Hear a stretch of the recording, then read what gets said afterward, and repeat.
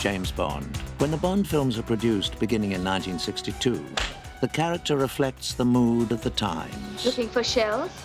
No, I'm just looking. Suppose I were to kill you for a thrill. I can think of something more sociable to do.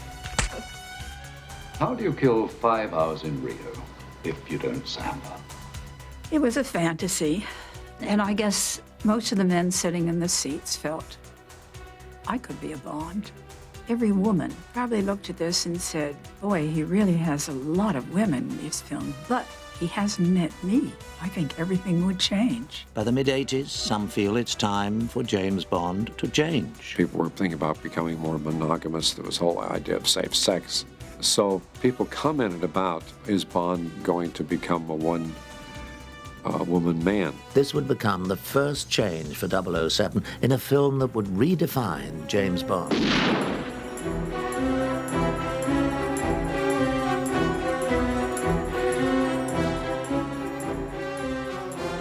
With Roger Moore's retirement from the role of 007, Michael Wilson and Richard Maybaum embark on a script for the next film without knowing who will eventually play James Bond. One of the ideas that was looked at from time to time was the possibility of exploring Bond's roots, to show where he had come from, to show his background. He's always been a veteran character. He's been a fellow who is experienced. Cubby felt we shouldn't really look backwards. Instead of creating a story which deals with Bond's beginnings, the writers return to the source. The short story is basically the beginning of the film.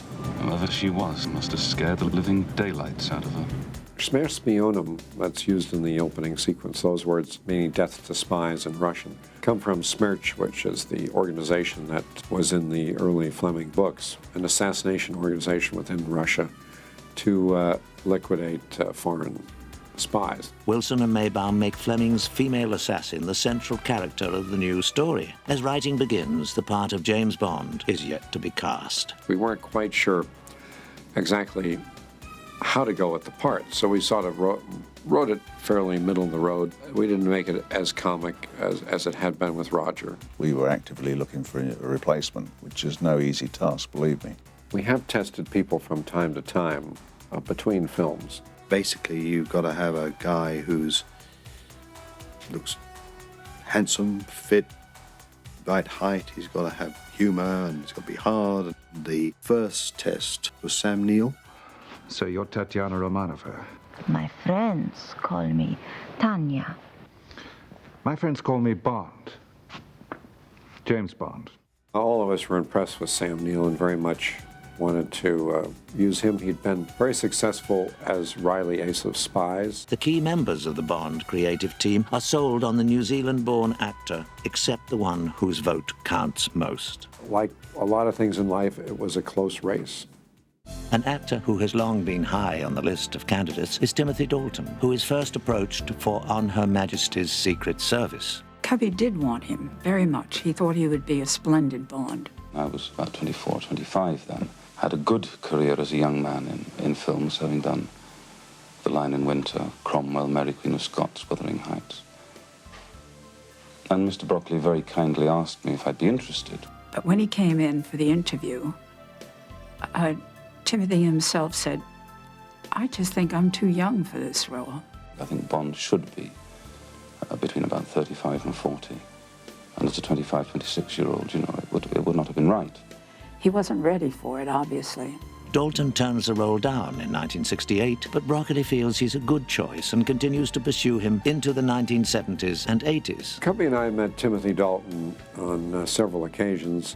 We invited him into the studio in MGM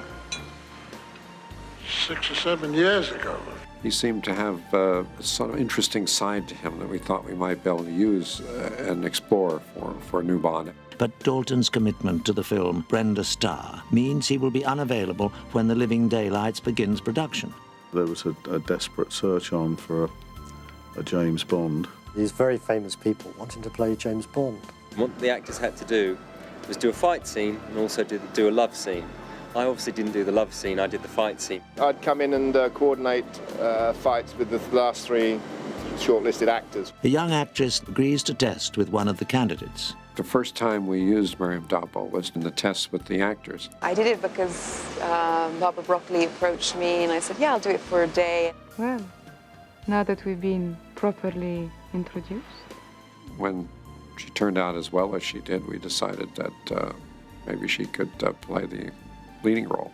I was thrilled. It was like, wow, I got a part in a movie and it's a Czechoslovakian girl, she's a cellist, so I'm going to be doing all these wonderful things. And my God, I'm in a Bond movie, me. Meanwhile, an actor many think is ideal for the role is coming to the end of his network television contract. Someone that we'd always considered was Pierce Brosnan.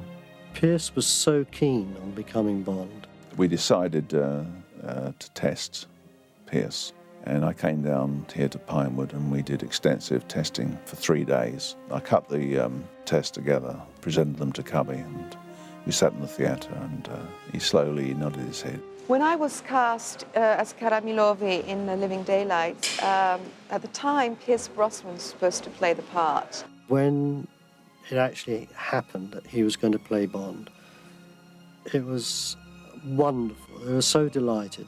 The other roles are quickly cast. Dutch actor Jeroen Krabbe is approached for the role of Koskov. We first saw him in Soldier of Orange, of course, where he was magnificent. I had one wish, which was to be in a James Bond movie. Ever since I'd seen the first ones when I was 12, 13, 14.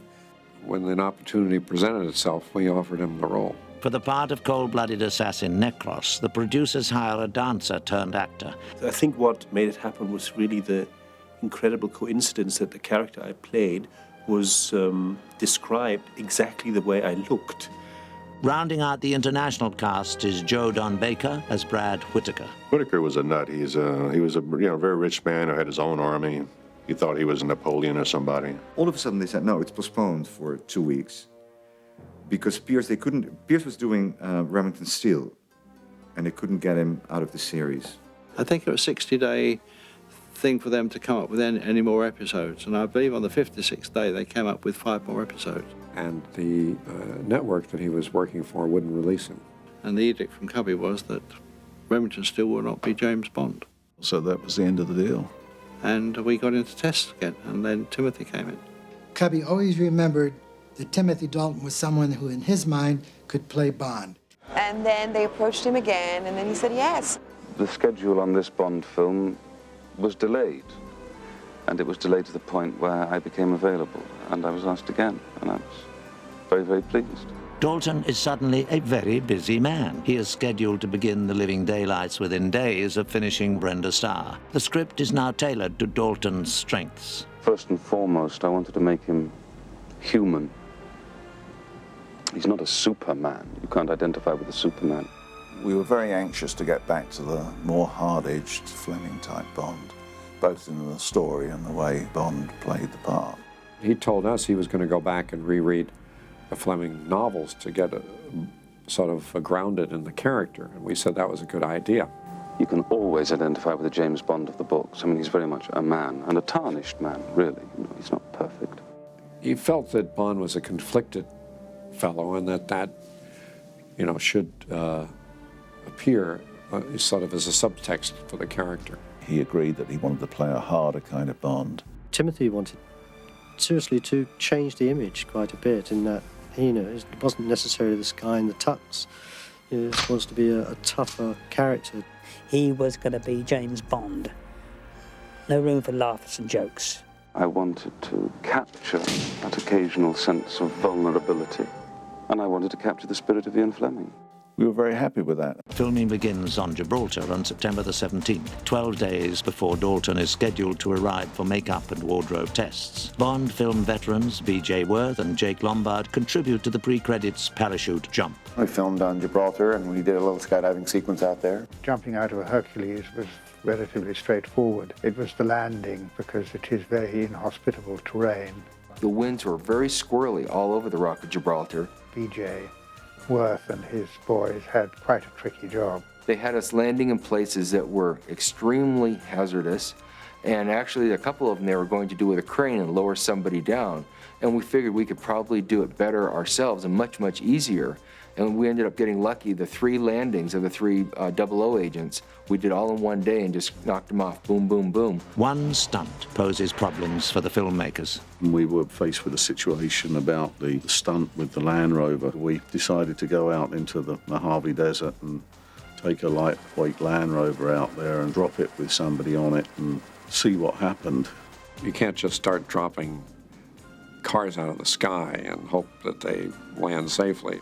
We were planning to use a parachute so we could do take 2 with the Land Rover. We attempted it twice, and on the second occasion, the parachute that they put inside didn't open. It got wrapped around the Land Rover.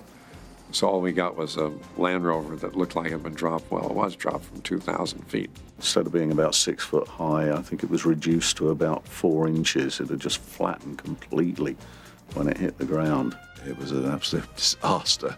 It crashed down into the Mojave Desert, and there wasn't much of it left.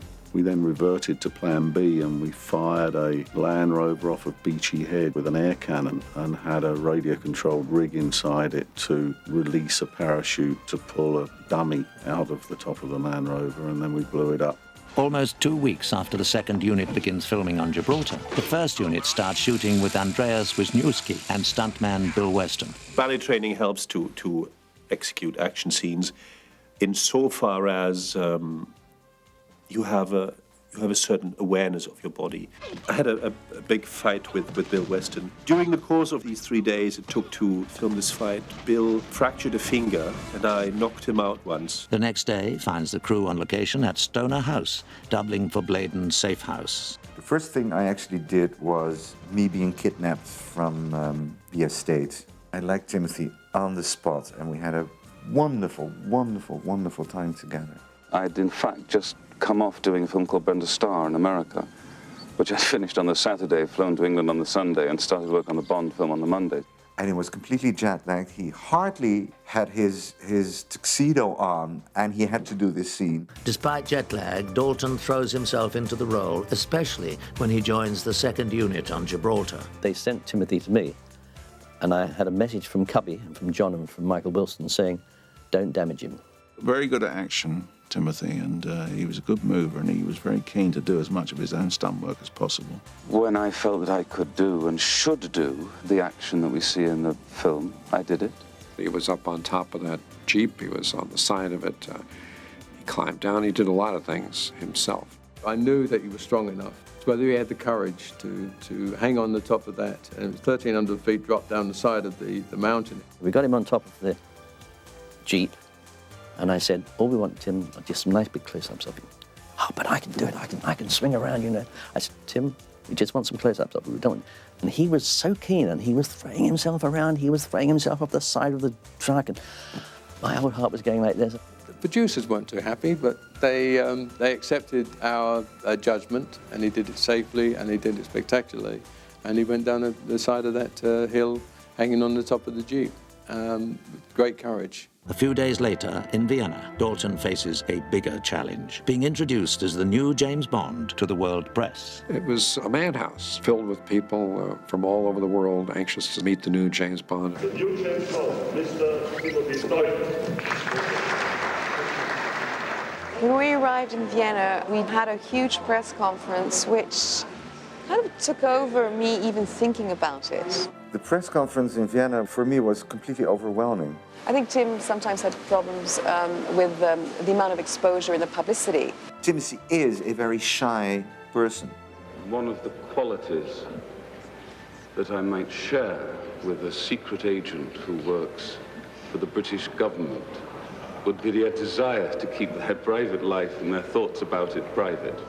You think to yourself, oh, you know, I'm the same guy as I always was, and how can this change my life? But suddenly, everything you do, you're recognized, and you're underneath that microscope. So many photographers, hundreds of photographers. So maybe it was a bit overwhelming for him. Media interest, the public interest in the character of James Bond was more than Timothy could consider.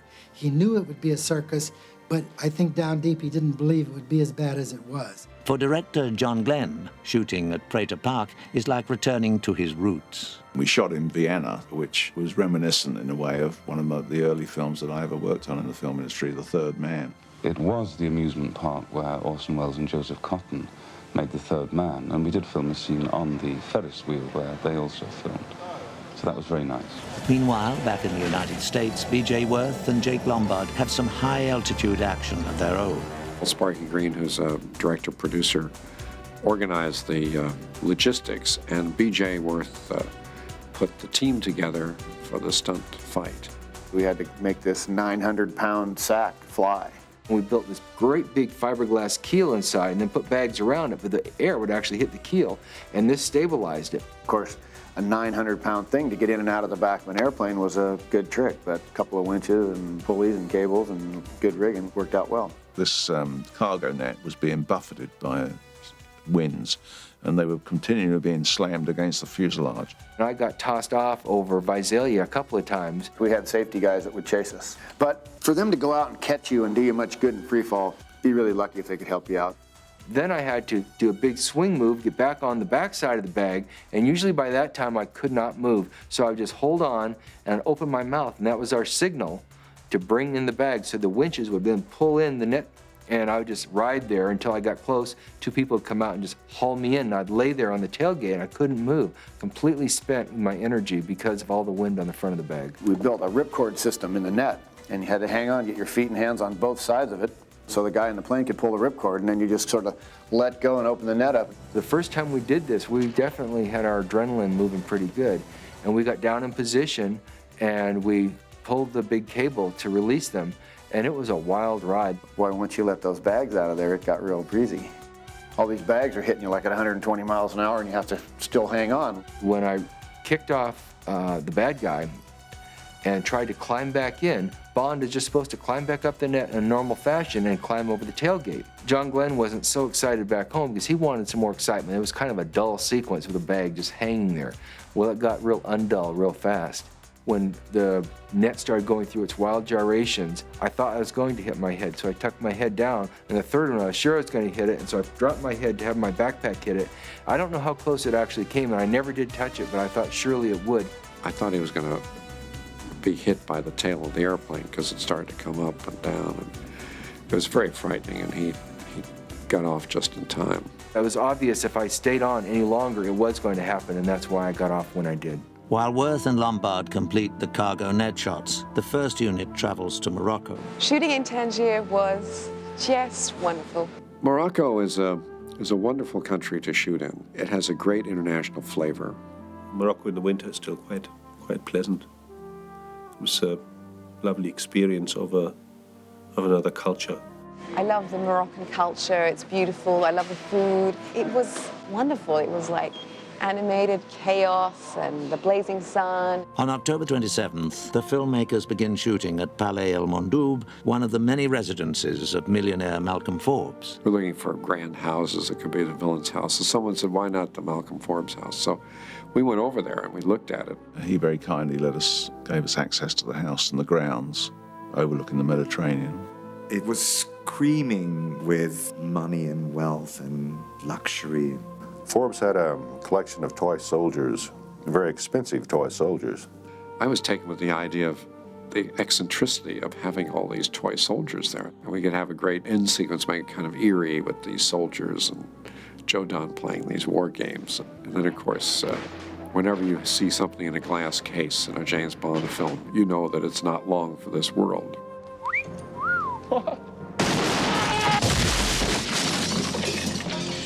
Halloween finds the special effects crew up to their usual tricks at the airfield at Ouarzazate. The shot of the Jeep being ejected and landing was done by John Richardson as a model. The tricky thing was getting it at a predetermined altitude because it had to be something like 2 feet off the ground, which is very low. When you look at that stuff, incredible shots.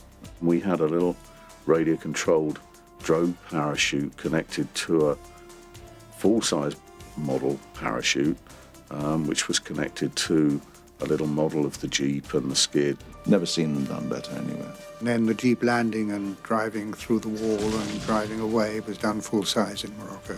The following week, Richardson rigs another high-flying stunt. We had a sequence done in Morocco where Tim was supposed to be driving or riding a magic carpet. Bond rushes along the rooftops and grabs a carpet at some point and throws them on to a couple of what appear to be electrical or telegraph cables going across the rooftops. The scene got a little overlong, and it was one of the tough decisions one makes in the editing room later on that we could do without it. Throughout November, the crew films the exciting climactic battle on the airfield at Ouarzazate. Ouarzazate is sort of just over the Atlas Mountains, high desert area, before you get into the rolling sand dunes. And it was a good match for Afghanistan. There's this studio called Atlas Corporation Studios, and when you drive up to it, there's an enormous wall with very large letters above it, and that's it. It is one wall. On the other side, it looks exactly the same. It's desert. Shooting in the desert was mesmerizing. Getting up at 4 a.m. and seeing the most beautiful dawns, finishing at the end of the day with the most beautiful sunsets. We were able to use an international airfield to build our set on. We found the cooperation there to be outstanding. A lot of the army turned up with their own weapons. I spent most of my time down in Ouarzazate because we had a mass of work going on down there and a lot of miniatures as well. There were 3 units working. We'd be rigging for the battle, and I would rush backwards and forwards on one of the motorbikes from the chase sequence. Richardson also has to create a ravine and bridge for the battle sequence. We needed a bridge that had to look as though it was over a terrifyingly high ravine. There is a modern bridge in Ouarzazate that goes over a stream bed. So John Richardson and his men built what we call a foreground miniature. The bridge was 4 feet high, but looked as though it was 100. The background walls of the ravine were plasterwork, and the rest of it all just sort of blended in with the real thing. Suddenly, this little wadi with a little bridge 10 feet high was now 300 feet in the air, with all the cladding, the timber on it, and everything else. The water in the bottom is in fact saran wrap on a painted piece of plywood. The whole thing became an absolute amazing shot, and it was one of the finest achievements that I'd ever seen of foreground miniatures. I think it's one of those situations where you really can't see the join. And then back in Pinewood Studios, we built a quarter-scale bridge over a little piece of river and real rocks, and then we literally blew that up and collapsed the bridge.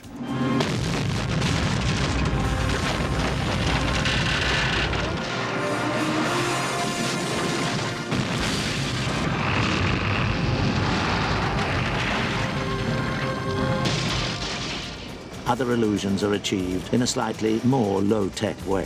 When we came to the actual shot of where it mounts the ramp, of course, it was impossible to do on the real aeroplane. It was just far too difficult and dangerous. Well, it's not possible because Hercules are not allowed to taxi with their ramps down. So we got in the largest furniture van that we could find. We were actually on a truck on the runway, and the Jeep came up behind us, and in it went. Because the sequence requires so much action, the producers minimize the risk and bring in Dr. James D'Orta, who happens to be a cousin of Cubby Broccoli's. So we had an emergency surgeon on the set, which is basically unheard of. We flew to Ouarzazate, and the crew had built a 007 MASH unit. Jamie was wonderful. He used to carry out minor operations on site. The guys were coming up and saying, "Hey, Doc, I got me a mole here. Can we get that off?" Everyone on the crew had a lump removed. They were usually fixed in the bar at night, After these guys had, I think, a couple of pints, then they started realizing, oh, yeah, I do want that thing taken off. And there we were, doing plastic cosmetic surgery in Ouarzazate. But D'Orta also has more serious work. A horseman had fallen off of a horse as the horse was going across a bridge and lacerated his radial artery. He had to do some surgery on him in the middle of nowhere in a tent My nurse, Barbara Broccoli, standing there gloved as I exposed the area, cleaned it. An hour later, Barbara came on the set, completely pale and white. What's happening to you? She said, well, I had to be the nurse I was there when Jamie performed the surgery. I said, could you do it? She said, no, but I had to do it because there wasn't any nurse. I said, how did you do it? By closing my eyes, she said. The crew returns to Pinewood at the end of November and a few weeks later welcomes some special guests to the set. During the filming, the royal couple, Princess Di and Prince Charles, were going to make a tour of Pinewood. And they asked that Cubby and I escort them around the studio. They were being totally entertained because, a Bond movie is like a place for a kid to arrive. Prince Charles assists with the filming. When Prince Charles came down, we rigged it up and I actually gave him the switches to fire it. Which he did. He pushed the button in and sent a missile down to a target downrange. For somebody not used to it and not used to, having to cope with something like that, he did it amazingly well. Princess Diana has some fun of her own. We got some of the breakaway bottles that were made in the plasterer's shop. I said to Diana, why don't you smash a sugar glass bottle in your husband's head? Just for fun. This was front page coverage all over the world the next day. In every paper, every television station. And I was in the middle, laughing. In January, Timothy Dalton and Andreas Wisniewski fight to the death on a recreation of the Hercules cargo hold on Pinewood's B stage. They rebuilt the back of the plane in the studio with this net hanging out of it, built a landscape of plaster Paris and a horizon and enormous fans. We were actually shooting from a crane, shooting down onto the miniature mountaintops. And the net was torn across the set and no more than 6 or 8 feet above the mountaintops. So for 3 days, we ended up hanging in this net, matching to the aerial shots that they'd already taken. The net bouncing up and down we accomplished with wires and counterweights so that we could control it and match the sort of frequency of the flapping that it was doing. We'd just done an hour of it out of what was going to be 3 days, and Timothy Dalton saying, I'm knackered already. The crew travels to their final location in mid-January, a frozen lake in Austria, for a scene showcasing Bond's new Aston Martin. And the idea of bringing back the Aston Martin was, for traditional Bond fans, is a great positive.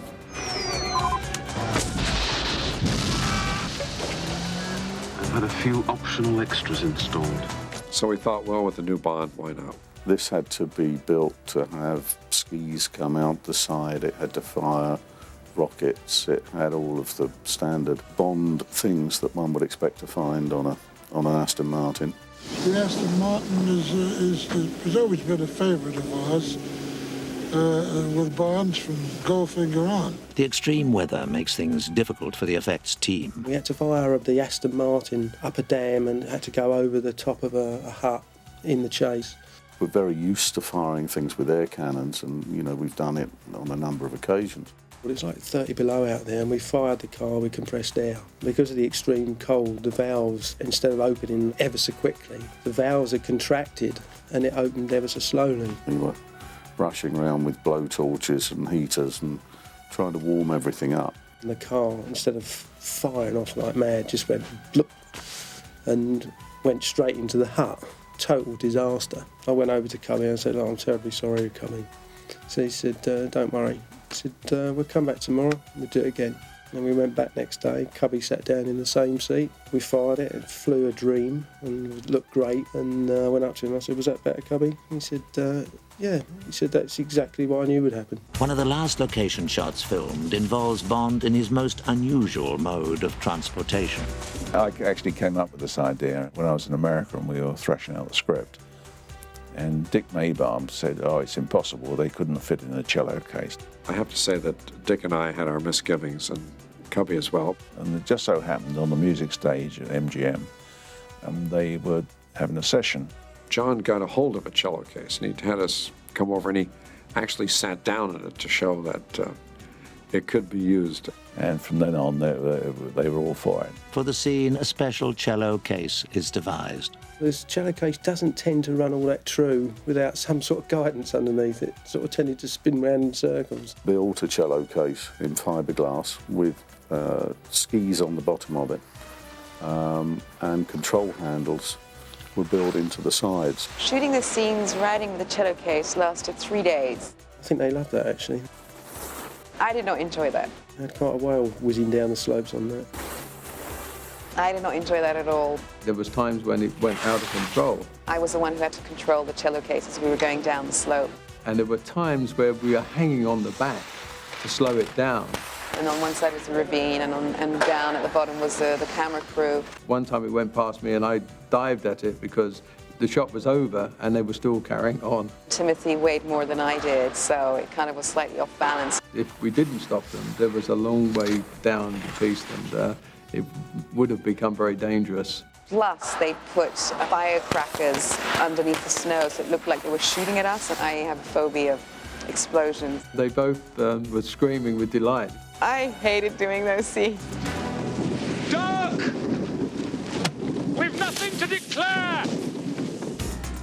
The Living Daylights wraps production in February. The coming attractions promise a more dangerous Bond, and Dalton delivers, delighting fans of Ian Fleming's spy sagas. We don't expect him to be copying Roger Moore or Sean Connery. I mean, he is an actor, and he has his own interpretation. He portrayed all the smouldering qualities that we were trying to introduce into the picture, and he was very good in the love scenes. Certainly the action scenes, remarkable debut, really.